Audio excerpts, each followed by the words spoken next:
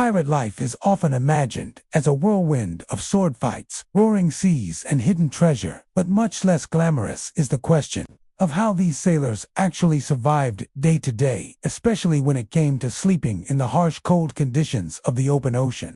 Medieval and early modern ships were not built for comfort, and the men who lived aboard them faced damp wood, icy winds, and very little personal space. Yet pirates managed to rest, recover, and even stay warm enough to avoid freezing during long voyages. Understanding how they did this opens a window into the daily routines that kept these rough crews alive, far from shore.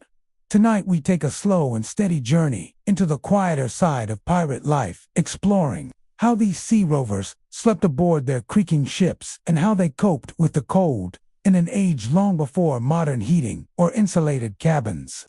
Pirate crews slept wherever they could find space. Unlike naval vessels, which assigned specific hammocks, pirates were far less organized.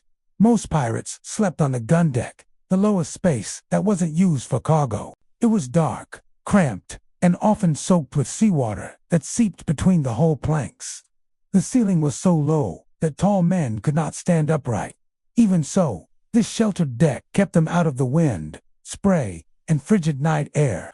Sleeping here was not comfortable, but it was warmer than the open deck above. The wooden hull provided some insulation, and body heat from dozens of crewmates in close quarters helped create a surprisingly tolerable environment. Warmth came from shared suffering as much as from any real protection. Most pirates slept in hammocks, a practice adopted from sailors in navies and merchant fleets. Hammocks were simple but ingenious, tightly woven cloth slung between beams. They kept a sleeper off the cold, wet deck and gently swayed with the movement of the ship, making sleep easier in rough seas. Hammocks also offered a bit of personal space, something rare on a pirate ship. They allowed air to circulate around the body and prevented a sleeper from lying in puddles or among vermin that scurried across the floor. Because cloth warms from body heat, a hammock could become a small cocoon of comfort in an otherwise miserable environment. Hammocks could also be packed away during the day, creating more space for movement or combat drills. Pirates valued this flexibility, as every inch of deck space mattered. But hammocks alone did not keep pirates warm. Clothing played a major role, and contrary to popular images of flamboyant pirate outfits, most wore whatever practical garments they could acquire. Layers were essential. A pirate on night duty, or preparing to sleep, might wear a long-sleeved shirt, a woolen vest, a heavy coat, and whatever cloth wrappings they could find.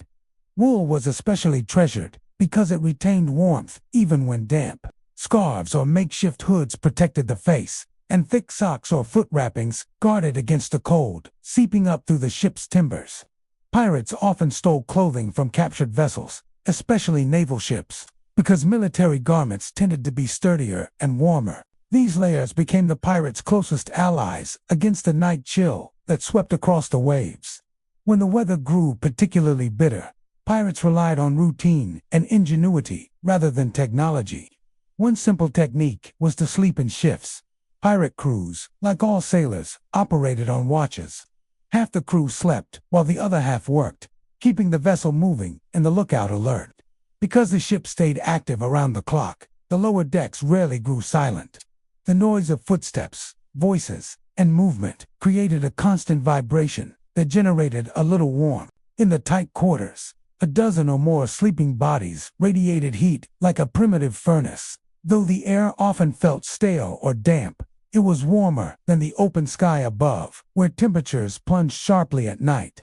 Pirates also kept certain parts of the ship warmer through cooking fires.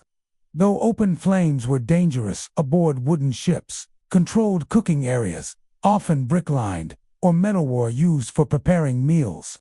These areas, known as the galley, provided heat that radiated into nearby spaces. Pirates sometimes slept closer to the galley on cold nights, using the residual warmth to take the edge off the chill. It wasn't cozy by any modern standard, but even a few extra degrees made a difference when the wind and sea demanded everything from the crew. The ship itself played a part in keeping pirates from freezing. Medieval and early modern sailing vessels were built from thick oak timbers that created a natural barrier against the cold sea air.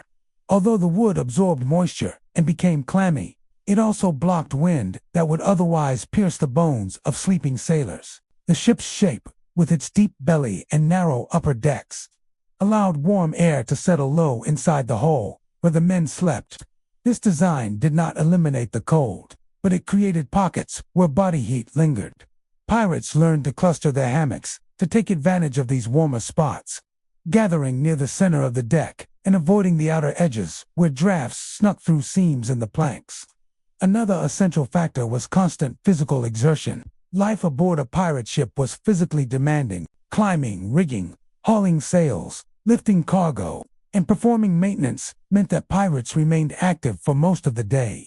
Their bodies generated heat long after they lay down to rest. This natural warmth helped them fall asleep, even in the chilly dark. Their diets, though not luxurious, also helped. Salty meat, hardtack beans, and whatever fresh food they could steal or catch provided enough calories to keep their bodies working through long, cold nights. Rum, a pirate's staple, may have warmed their spirits more than their actual temperature, but it created the illusion of warmth that made falling asleep a little easier.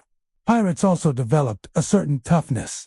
Many had grown up in coastal regions or had previous experience as sailors, fishermen, or laborers accustomed to the harsh elements. Their bodies and minds adapted to discomfort. Sleeping in cold, damp conditions became part of daily life. Complaints held little value aboard a ship where survival depended on endurance. A pirate who could not withstand the environment quickly fell ill or failed to keep up with the crew's demanding routine. Only the strong, or at least the strong-willed, remained. During winter or long journeys into colder waters, pirates used tactical strategies to maintain warmth. They avoided unnecessary night sailing when winds grew too fierce. They repaired cracks in the hull with tar and pitch to reduce drafts. They organized sleeping rotations so the warmest spots could be shared. These practices weren't formal rules. They were born from the practical experience of men who learned quickly that cold could be as lethal as an enemy's blade. Their shared knowledge created an unspoken system of survival. Psychological resilience also played a subtle role in how pirates coped with the cold. The promise of gold, freedom from strict naval discipline, and a share in the plunder kept spirits high. A motivated crew endured hardships more easily, and camaraderie, one of the strongest forces aboard a pirate vessel, helped them persevere. The men depended on each other, not just for fighting and sailing, but for making it through nights when the cold seemed to reach into their bones. Jokes, stories, songs, and shared grumbling filled the darkness, reminding them that they were not alone. The sense of belonging offered a warmth no wool coat could match. Despite their rough reputation, pirates were resourceful. They slept close, layered their clothing, used hammocks that kept them off the cold deck, borrowed warmth from galley fires, and relied on the ship's structure to block wind and trap heat. Their bodies adjusted to the rigors of sea life, and their minds toughened through constant exposure to discomfort. Though they lived without the comforts we take for granted today, they found ways to rest and survive in the unforgiving environment of the open ocean.